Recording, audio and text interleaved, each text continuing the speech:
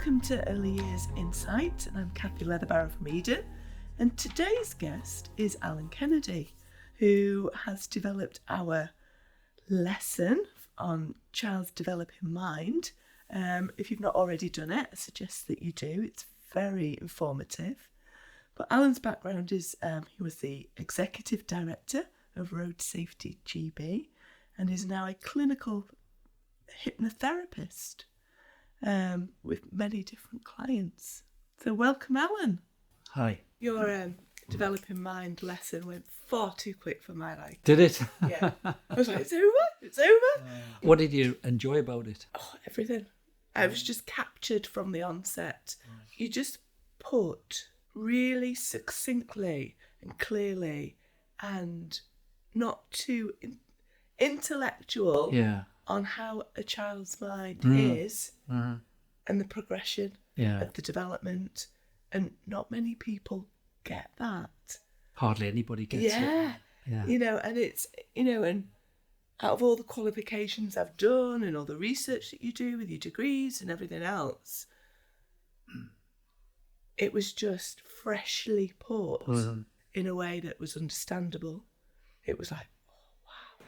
It does fill a big gap, I think. Yeah. Yeah. And I get a lot of teachers on road safety courses, ex-teachers, who say, why didn't we get this when we were teacher training? Yeah. Because it would have set us up perfectly for how we learn.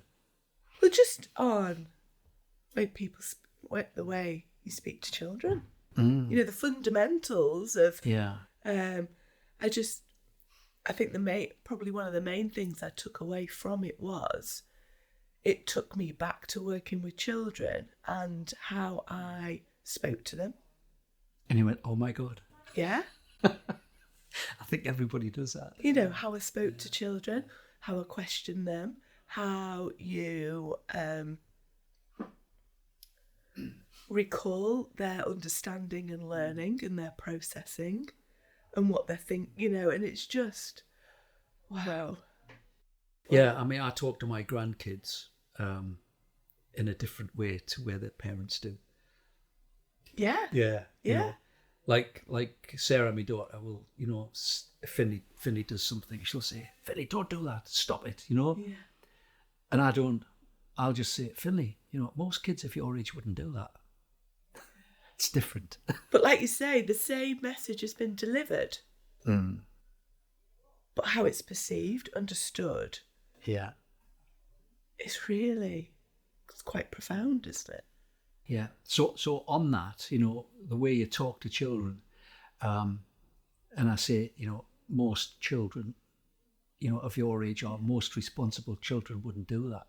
That's a psychological thing. It's the subconscious thing, where the subconscious mind is there to protect its owner. And if you say to a child, if you do something wrong, something bad will happen to you, I'll chastise you, whatever.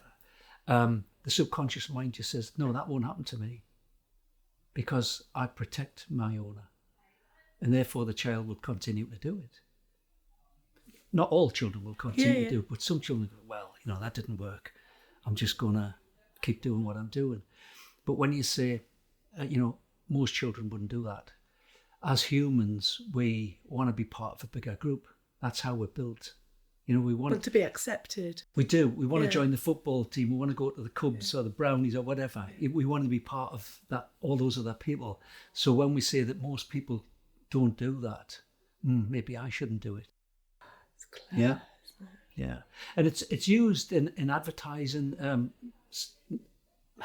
Lately, it's been used in advertising. Thankfully, to some of the courses we've run for road safety people, but you'll probably see on some of the signs on the motorway, most people take the litter home.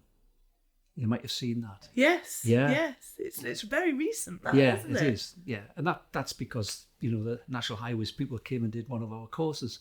But if you say take your litter home, fine £100, doesn't mean anything because people know they won't get fined. It's very rare they'll get fined. Everybody else is leaving the litter as well, so why shouldn't I just leave it? But when you say most people take the litter home, maybe I should do that as well. So it's a great psychological, I wouldn't say trick, but it's a technique that we Of can use. understanding how your mind works. Yeah, that's right. And it's not just children; it's adults as well. You know, it's we can use it in lots of situations. Teenagers, teenage drivers. Oh, give me some tips. Yeah. Give me some tips, Alan. I've got 2 teenage girls. It's very much the same, you know. When my daughters were learning to drive, I used to say to them, "Don't drive like your friends do," you know. But of course, that's red rag to a bull because, well, I want to drive like my friends. I want to be accepted by them. I want to be the same. And what I should have been saying is, you know, most drivers don't speed. Most drivers drive appropriately to the conditions, and also attached to that is, you know, if there's the word if we use the word if with people, it's normally involved in a negative comment. So if you do something bad, then something bad will happen to you. So for example, in the road safety world, if you drive too fast, you'll kill somebody. You know, these were the old styles, the old messages. Your mind instantly thinks the probability of that is low. It's very low, and subconscious mind says it won't happen to me anyway, so I'll just take more risk. So we need to change those kind of messages to when you do something good, something positive comes out of it. So when you drive at an appropriate speed, you'll be much safer. When you wear your seatbelt, you'll be much safer. And that is trickling into children's behaviour management techniques, Absolutely. isn't it? Focusing on the positive, ignoring the negative. But it goes further than that with you saying with the way that you would respond to that behaviour.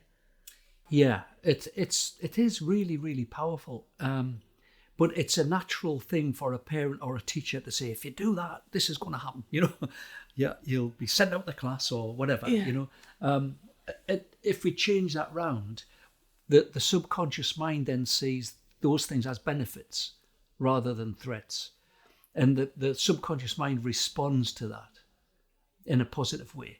And so what we're doing when we're saying if we give them a negative message, the subconscious mind rejects it. But if we give them a positive message, a benefit to the person, the subconscious mind then starts to develop a positive program. And you'll remember from the course we talked about negative and positive programming. Yeah. Well, that's exactly what it is. If we keep and the more that we build on positive, keep doing that. Yeah. And you'll remember another negative example was about food.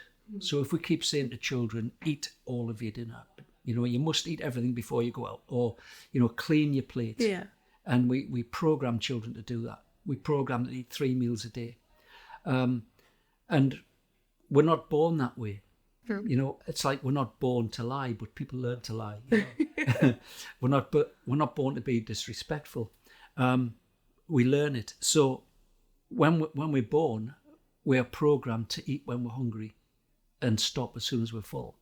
But adults change that. We reprogram children's brains to eat 3 meals a day and eat everything. So that still sits with me because I was brought up like that. Of course you were. I can be full, but I can't leave anything on my plate because it's because disrespectful. You're programmed. Yeah. I find that it's disrespectful. So what happens then is we eat too much, and all that excess that we don't need piles up on the outside of our lean body, which is underneath, and we get fat. So if we went back to our original human nature program, the primary programs that are installed before birth, as soon as you feel slightly full, you just stop. And then what you'll find after a short time is that the size of your meal will reduce because you don't need as much as you really do. You think you do. And as soon as you feel hungry, have something to eat. And that's, you reprogram your mind and you can manage your weight better. So, you know, these techniques that we have in the course can be applied to lots of different things. Habits, you know, addictions. It's just about reframing your mind to look at it slightly differently. So where would you suggest that practitioners start with how that they to reprogram or continue this positive thought band? Where do we start? Well, I think first of all we've got to think about what we say. we've got to, maybe, here's a little exercise maybe people could try. During the day, record yourself.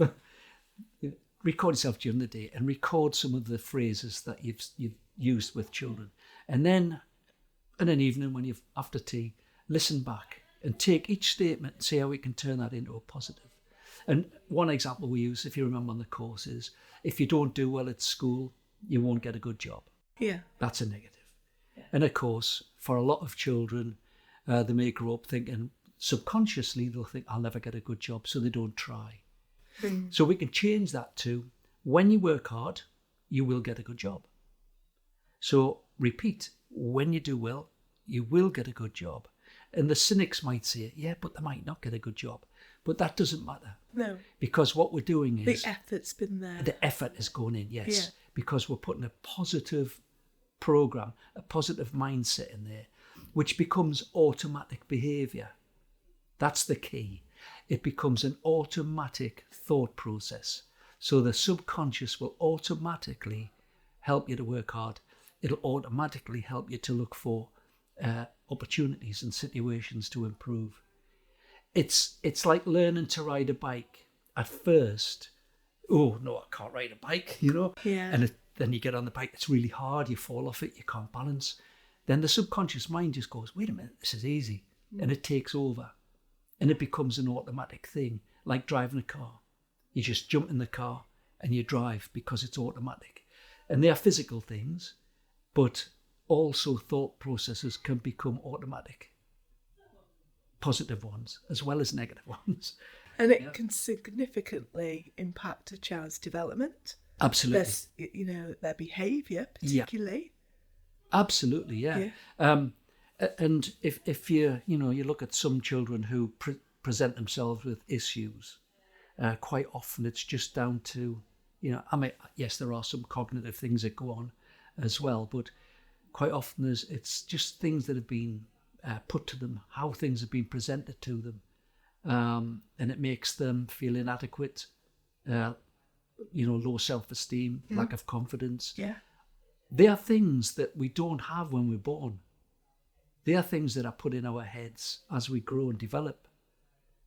And, it could be down to parents, it could be down to teachers, it could be down to friends, their peers, bullies, all of this. It's a life. It all creates these little programs in their head. I mean, you can call it, education, training, whatever. I like to refer to it as programs because when a child is born, their brain, their mind is just a clean slate, apart from primary programs to keep us alive.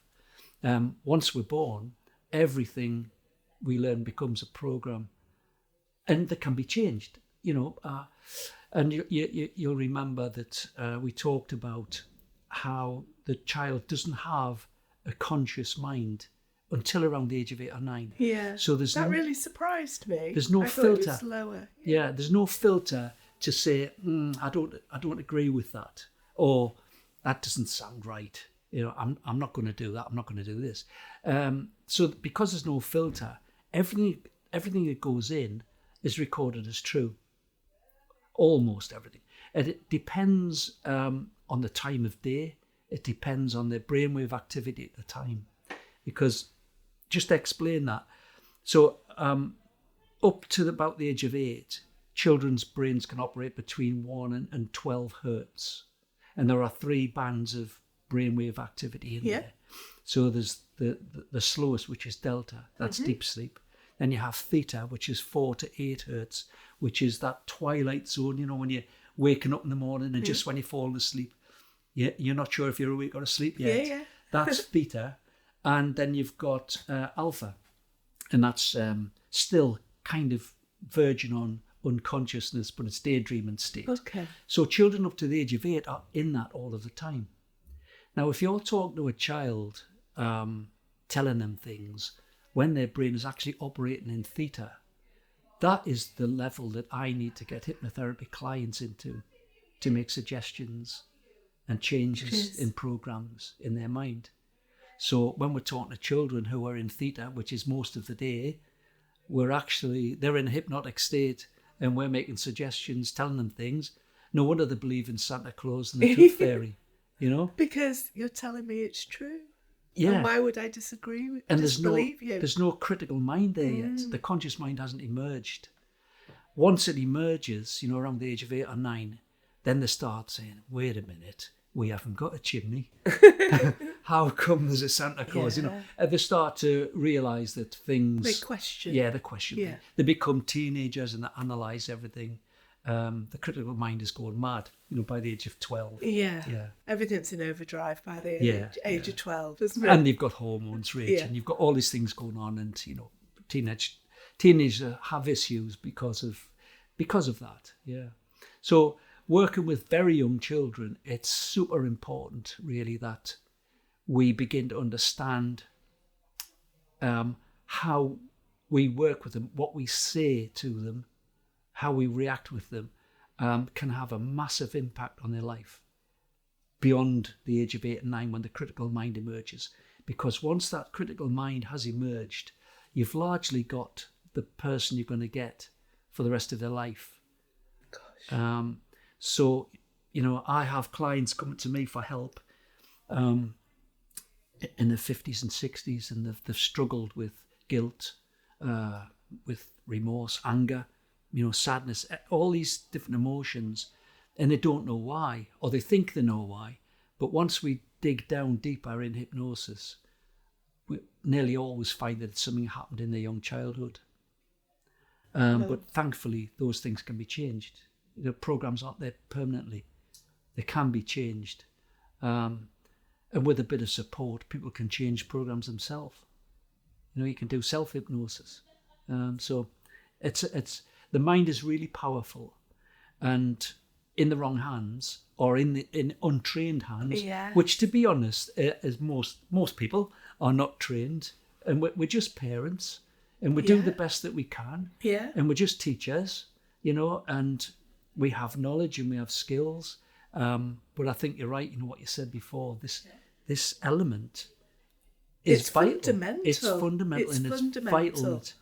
I think every parent should go through some kind of training on subconscious mind, to be fair. Absolutely. Yeah. You know, and after doing your course with Eden, you know, my induction, I was blown away. I thought, wow, my training as an early years professional may have been very different with that understanding very early on. I'm sure it would. Yeah. Yeah. Yeah. And a lot of people say that to me after a course. And in the road safety world, which is another world I work in, I get a lot of road safety officers, managers, maybe been in a job for years, and they say similar things. If I'd known this when I started, the work that I do would be different. Yeah. Really powerful, isn't it? Yeah. Really powerful. Yeah. It doesn't just work with children, though, it works with adults, you know. So, you know, we can use similar phrases. I mean, jokingly, you know, I'll use phrases with my wife, and she knows what I'm doing. I'll say, Linda, you know, Linda, most wives wouldn't act like that. And she knows that I'm joking. But it's not most, I'm yours. But actually, it works though, you know, because next time she might think, maybe I shouldn't say that. Maybe I shouldn't do that. But no, she's good as gold, really. Yeah. It is. It's very, very, very powerful. But it's also very powerful in the wrong hands. And we all know, you know, we hear of awful cases on the news where children have been persuaded to do things that they shouldn't do, you know, by people who understand how to convince children to do things, and how easy it is. You know, those people should be put away for life, in my opinion. So, you know, we've got to be careful. We've got to be very careful how we speak to children. So getting back to what you said before about what can we do, what should we do right as a starting point? We've got to examine what we say to our children now. Think about that. Even after you've said something, say, was that the right way? You know, what I did was I used if. Should I use when? You know, just change that. Yeah. And that starts your mind. And that's just one word, your isn't thought it? processes then start to change. And it's also in your body language as well, you know. Again, getting back to my grandchildren, I'll just take a little bit of a firm voice with them, and I'll just say, Finley, when you do things like that, good things happen. If you do it, when you do it this way, the outcome will be better. That's not the words I would use with them. I'll give you a real example. He loves his stunt scooter, but he doesn't like to wear a helmet. So most parents would say, if you don't wear your helmet, you fall off your bike, you're going to fracture your skull. You might even be killed. That kind of thing. Subconscious mind says, no, it won't happen to me. So what we could do is most children, that's the first thing, most sensible children of your age would always wear their helmet. And you know what? When you wear your helmet, you're going to be far safer. Far safer. It's going to keep you out of hospital. And when you're out of hospital, you can always ride your scooter. Yeah, it's all positive. Yeah. It's not about... And ultimately, it's keeping him doing what he wants to do.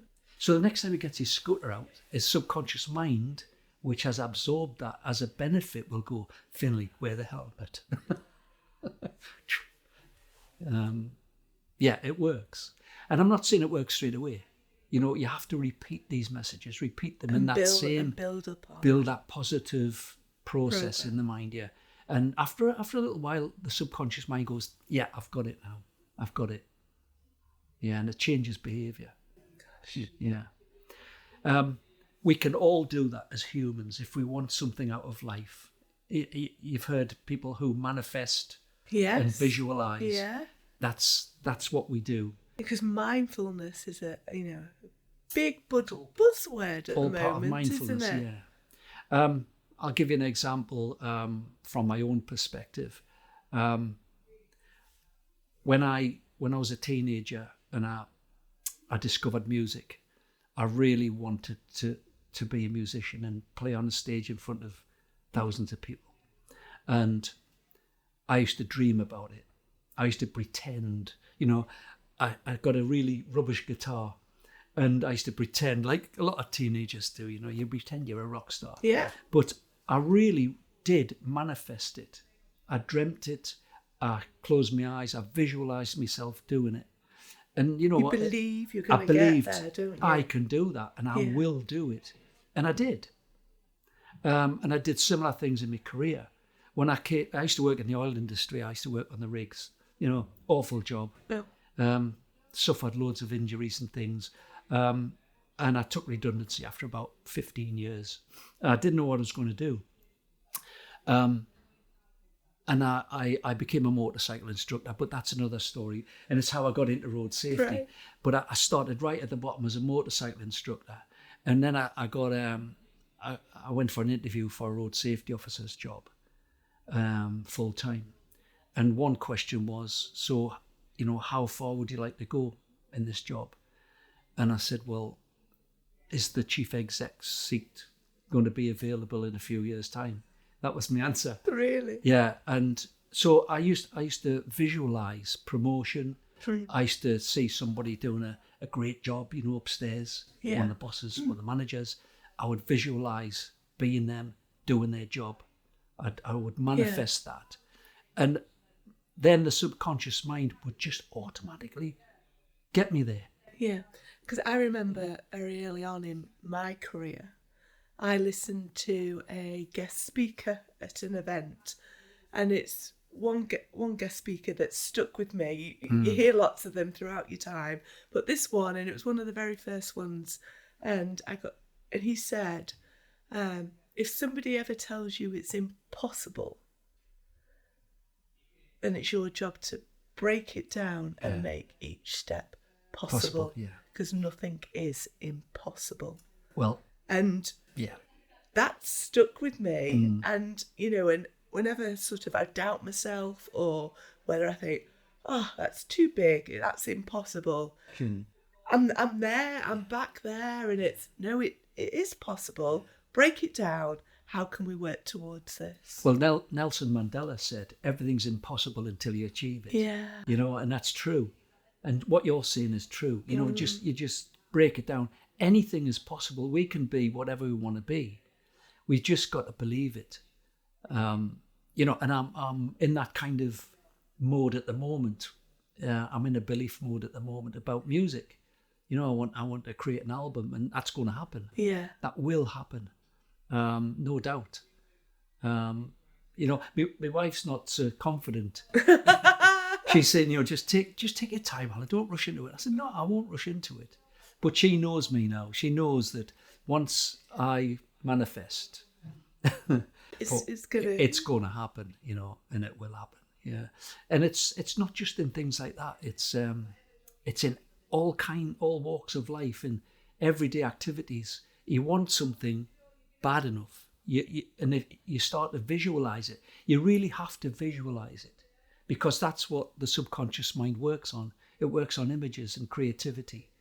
It's you hear people saying, you know, mantras, repeating something over and over again.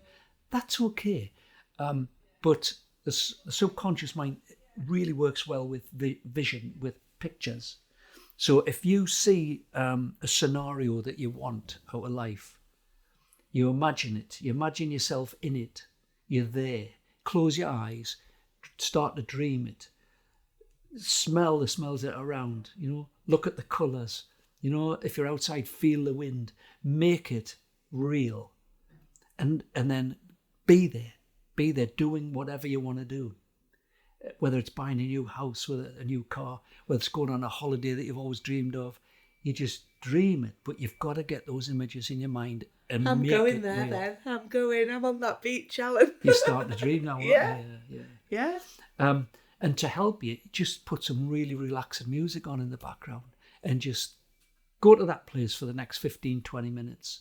And every few days do that. And you know what? It will happen. It will happen. Gosh. Because your subconscious mind will just take over and it'll say, right, Kathy, We're doing this. Yeah. And the opposite is the same. So you get people like, I won't say who, family member, who does the same thing, exactly the same thing as this, but it's negative. I will never have a good job. Yeah. I'll never have enough money to go on holiday. You know, everybody's doing this, doing that. Yeah. And guess what? That's the life that this person has, because she just doesn't believe she can. That's sad. And she's very intelligent and she's a hard worker, but our subconscious mind is programmed, can't do it. This is my limit. That's the limit, yeah. We can all change our lives very quickly, actually. Yeah. Wow. It's interesting, isn't it? So that concludes today's episode. Thank you, Alan, for your time. And we look forward to our next one. Oh, you're very welcome. Happy to help.